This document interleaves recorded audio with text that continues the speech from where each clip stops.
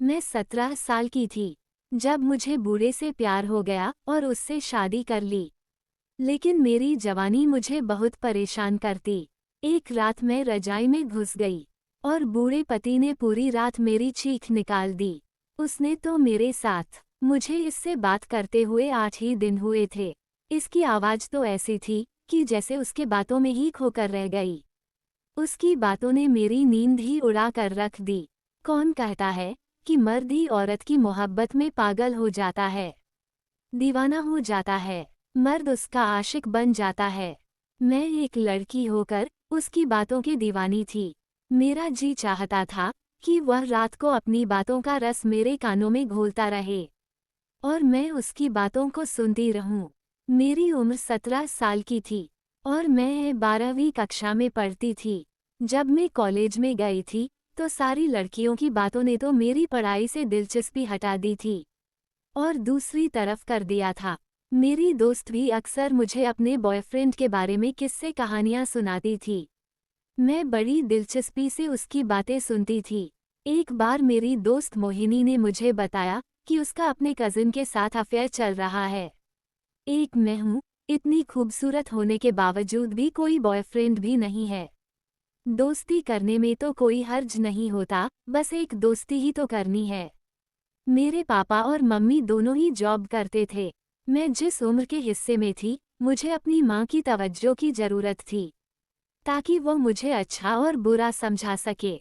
लेकिन उनके पास तो वक्त ही नहीं था। मेरे पापा और माँ दोनों ही ऑफिस में जॉब करते थे और शाम को जब वह घर आते तो मेरी माँ किचन के कामों में बिजी हो जाती और पापा अपने कामों में बिजी हो जाते। पूरा दिन मुझे बस यही इंतजार रहता कि कब मेरे माँ बाप घर आएंगे तो मैं उनसे बातें करूंगी। लेकिन यह मौका मुझे नहीं मिलता। जब मैं 10th में थी तो मेरी दिलचस्पी अपनी पढ़ाई पर थी। लेकिन मैं कॉलेज में रोमांटिक नॉवेल पढ़ने लगी। अपने दोस्तों से छुप छुप कर रोमांटिक नॉवेल लेकर आई थी। लेकिन जब मैं उनको पढ़ती थी तो हीरो हीरोइन के सीन पढ़कर मेरे दिल में कुछ अलग से ये बात उभरने लगती थी। कई बार तो हीरो हीरोइन के ऐसे ऐसे सीन लिखे होते थे जिन्हें पढ़कर मेरे पसीने छूट जाते थे। एक बार मेरे मोबाइल पर एक अननोन नंबर से कॉल आया। रात का 1 बजे बज रहा था। मैंने फ़ोन उठाया तो आवाज़ किसी आदमी की थी। आवाज़ में भी क्या जादू था। उसे शख्स की आवाज़, इसका बात करने का अंदाज़ ऐसा था कि मैं चाहकर भी फ़ोन नहीं बंद कर रही थी। वो मुझे किसी के बारे में पूछ रहा था कि क्या वह मीना का नंबर है। मैंने कहा, जी नहीं। फिर कहने लगा कि फिर किसका नंबर है ये। उसके इस सवाल पर मुझे फ़ोन बंद कर देना चाहिए था। ये कह देना चाहिए था कि रॉन्ग नंबर है। लेकिन मैंने झट से अपना नाम बता दिया। मैंने कहा ये छवि का नंबर है। मेरी यह बात सुनकर वह हंसने लगा। कहने लगा, आपकी आवाज़ बहुत अच्छी है। मुझसे दोस्ती करोगी? ये सुनकर तो मेरे दिल की रफ्तार घोड़े की लगाम की तरह भागी थी।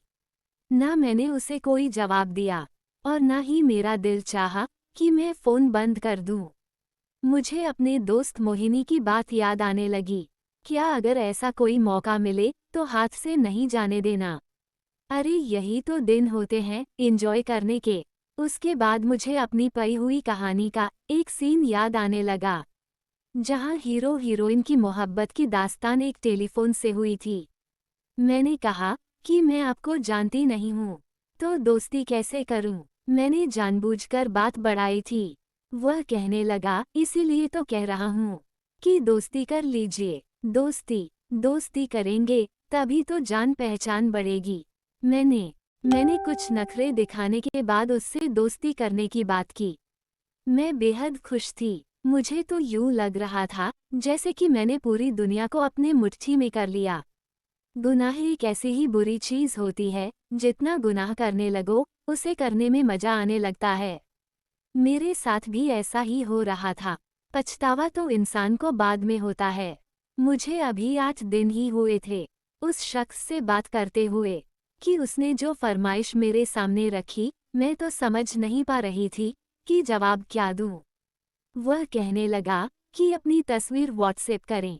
मैं तुम्हारे चेहरे को देखना चाहता हूँ। मुझे यकीन है कि जैसे तुम्हारी आवाज़ खूबसूरत है, तुम खुद भी खूबसूरत होगी। ये सुनकर मैं सोच में पड़ गई कि क्या करूं और क्या ना करूं। मैंने सोचा कि मुझे मोहिनी से पूछना चाहिए। मैंने अगले दिन कॉलेज में जाते हुए मोहिनी को अपना हमराज बना लिया।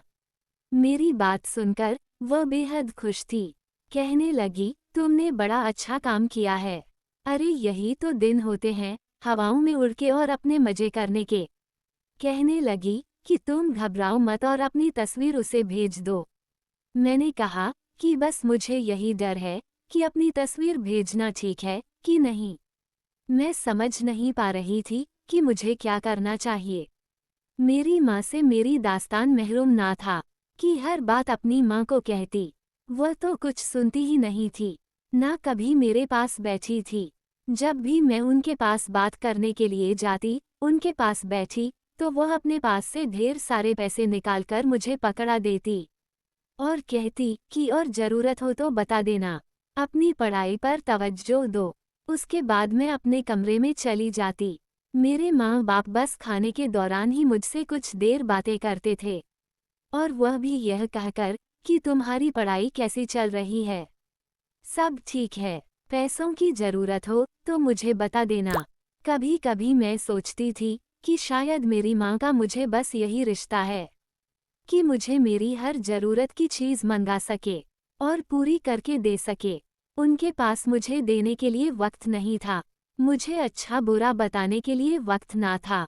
मैंने अपने दोस्त की बात मान ली और अपनी एक तस्वीर खींचकर उस शख्स के नंबर पर व्हाट्सएप कर दी। कुछ देर बाद ही मेरी उस तस्वीर पर दिल का इमोजी बना हुआ था। उसके बाद वह कहने लगा कि देखा, मुझे मालूम था ना कि तुम बेहद ही खूबसूरत हो। मैंने भी उसे कहा कि मुझे तुम्हारी तस्वीर देखनी है।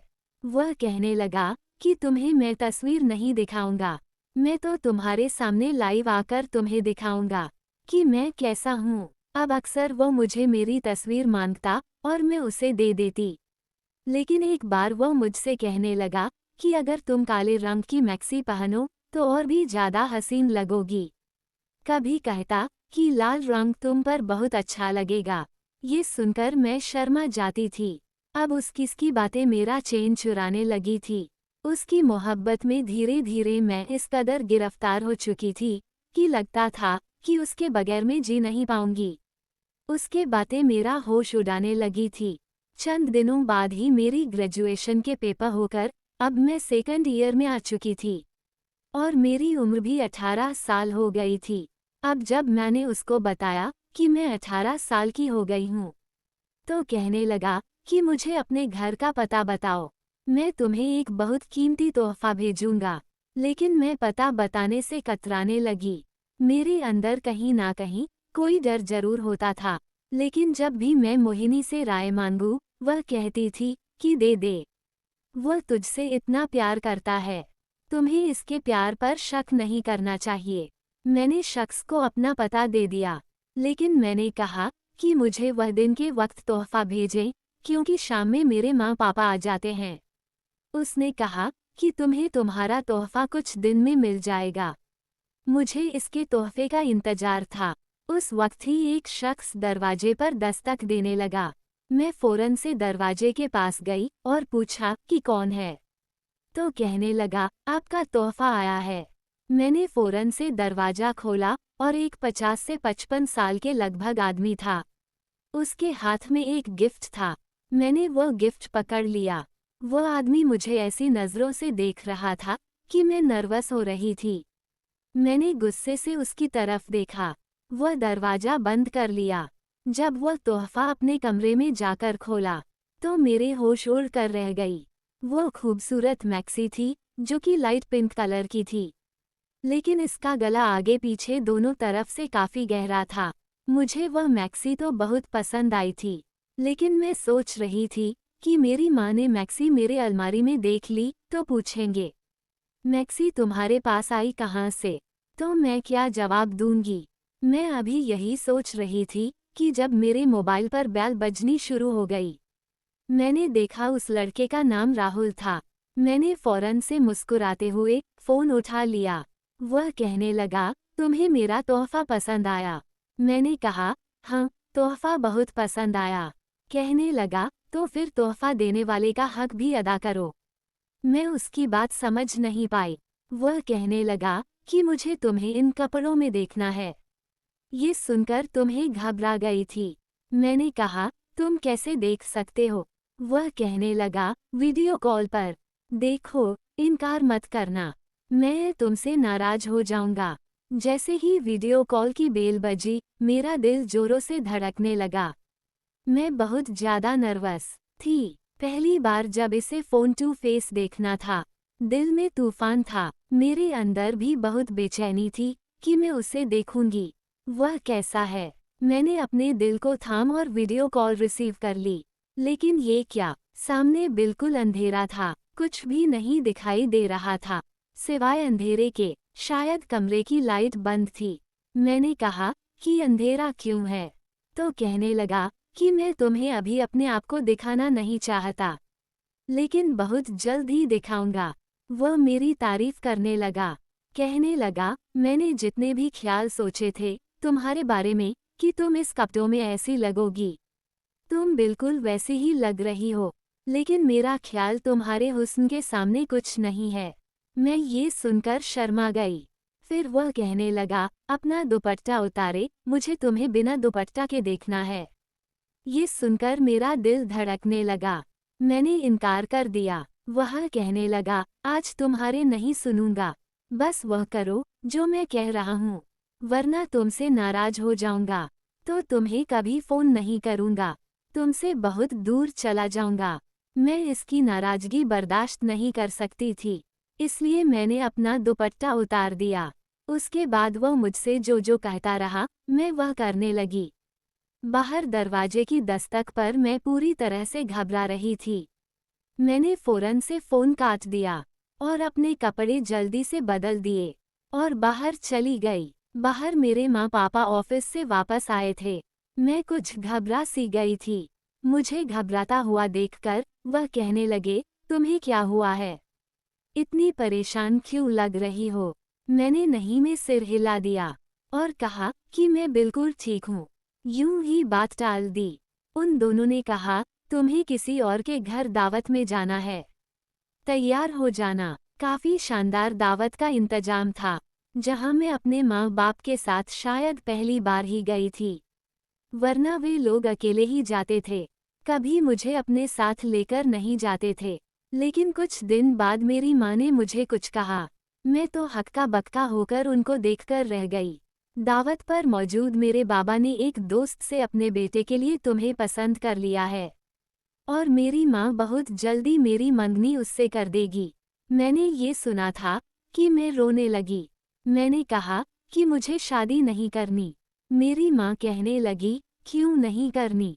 देखो, हम तुम्हारी शादी अभी नहीं करेंगे जब तक कि तुम्हारी पढ़ाई पूरी ना हो जाए, लेकिन रिश्ता तुम्हारा वही होगा जहां हम चाहते हैं। वह लोग बहुत अमीर है, तुम बहुत ही अच्छे से अच्छे जिंदगी गुजारोगे। लेकिन इस वक्त शायद बात मेरी बस में बाहर निकल चुकी थी। मैं तो इस आदमी की मोहब्बत में पागल हो चुकी थी। मैंने कहा, मैं किसी और को पसंद करती हूँ, इसी से शादी करूंगी। ये सुनकर तो मेरे पापा आपा से बाहर हो गए, मुझे थप्पड़ मारा और मेरी माँ से कहने लगे, हम इसके लिए दिन रात मेहनत कर रहे हैं और यह न जाने किस मोहल्ले के आवारा लड़कों से इश्क करती फिर रही है। मेरी माँ भी मुझे बुरा भला कहने लगी, लेकिन मैं रोते हुए यही कहती रही कि मैं इसके अलावा किसी से भी शादी नहीं करूँगी। मेरी माँ मुझे बाजू से पकड़कर मेरे कमरे में ले गई और मुझे कमरे में बंद कर दिया और कमरा बाहर से लॉक कर दिया। जैसे ही रात को राहुल का फोन आया, मैंने सारी बातें उसे बता दी। यही सुनकर राहुल कहने लगा, मैं तुझसे शादी करना चाहता हूँ। ये सुनकर मैं परेशान हो गई। मैंने कहा, राहुल, ये कैसे मुमकिन हो सकता है? मेरे माँ बाप नहीं मानेंगे। वह कहने लगा, मैं कल ही तुझे शादी कर लूँगा, वह भी फोन पर। यही वकील बुला लूँगा। मैंने कहा, ऐसे कैसे हो सकता है? मुझे कमरे में लॉक कर दिया गया है, मैं घर से भाग नहीं सकती। वह कहने लगा, फ़ोन पर ही मैं तुमसे शादी कर लूँगा। ऐसे भी शादी हो जाती है। मुझे तो ऐसी बात का भी नहीं पता था, इसलिए मुझे यही हाल नज़र आया। लेकिन ऐसे तो मेरे माँ बाप कभी न मानते। अगले दिन वीडियो कॉल पर ही मेरी राहुल से शादी हो गई। लेकिन इसे मैंने अभी तक देखा नहीं था।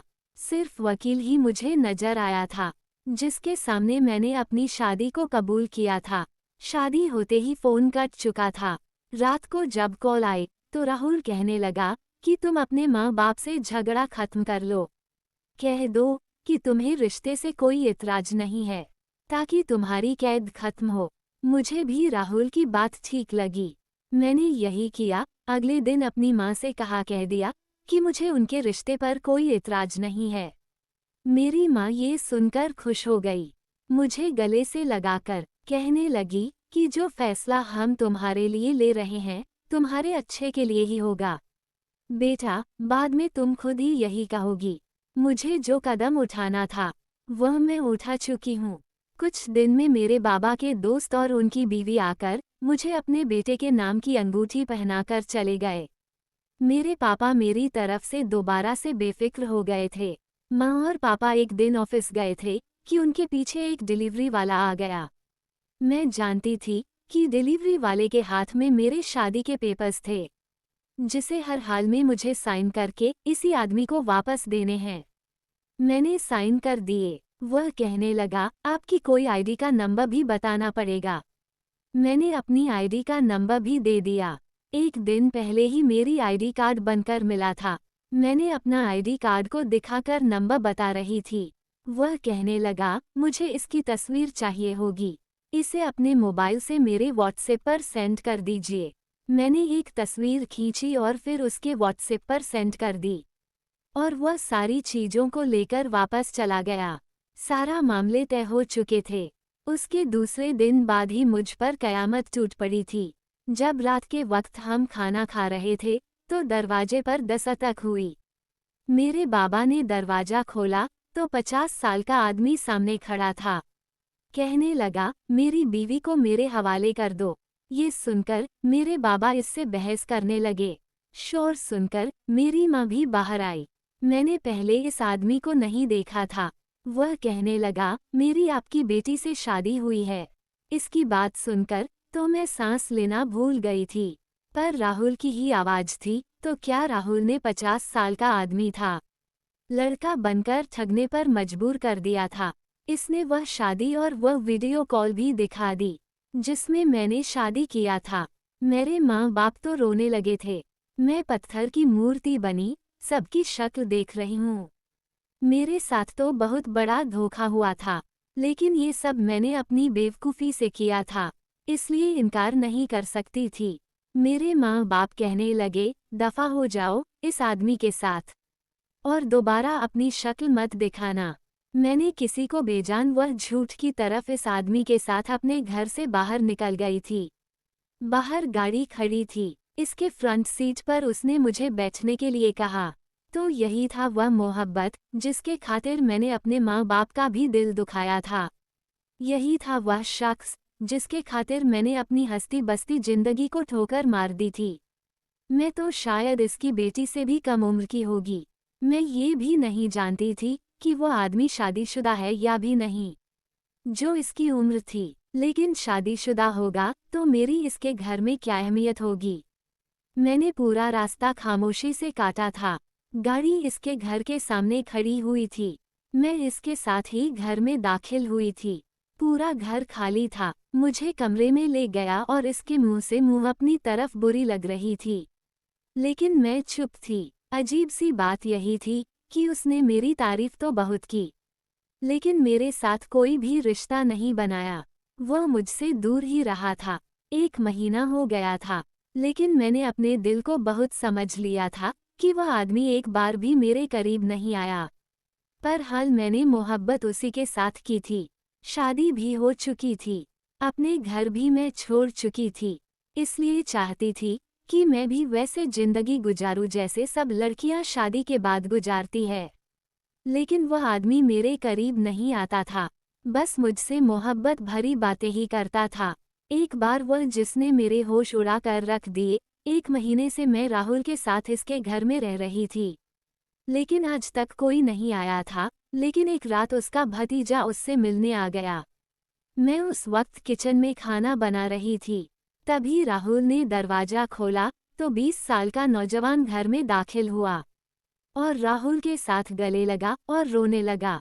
कहने लगा, उसने मेरे साथ बेवफाई कर दी चाचा। मैं उसे दिल और जान से चाहता था।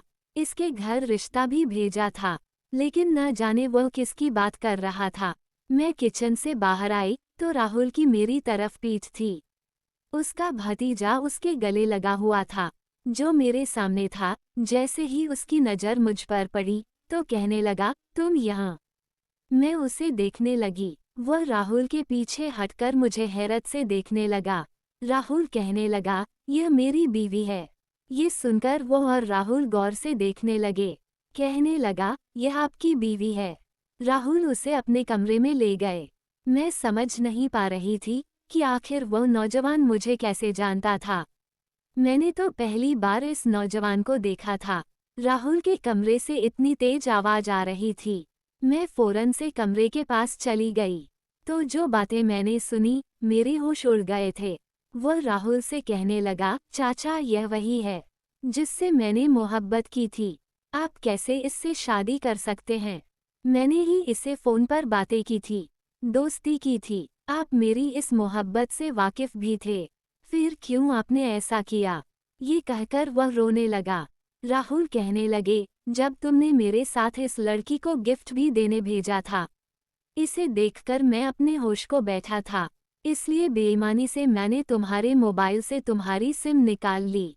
इस लड़की का नंबर मुझे एकदम से मिल गया था और तुम्हें इसका नंबर याद था ना। इसलिए वीडियो कॉल पर जब मैंने इस लड़की का हुस्न देखा तो मैंने सोचा कि तुम तो जवान हो, तुम्हें तो कोई और भी लड़की मिल जाएगी, लेकिन मुझे ऐसी लड़की नहीं मिल सकती। तुम्हारी और मेरी आवाज़ भी मिलती है। मुझे लगा तुम इस लड़की को कुछ दिन में भूल जाओगे, लेकिन जब मुझे ये पता चला कि इस लड़की का बाप तुम्हारे बाबा का दोस्त है और तुम्हारा रिश्ता इससे तय कर चुका था, तो मैं परेशान हो गया। इसलिए चुपके से इस लड़की से शादी कर ली।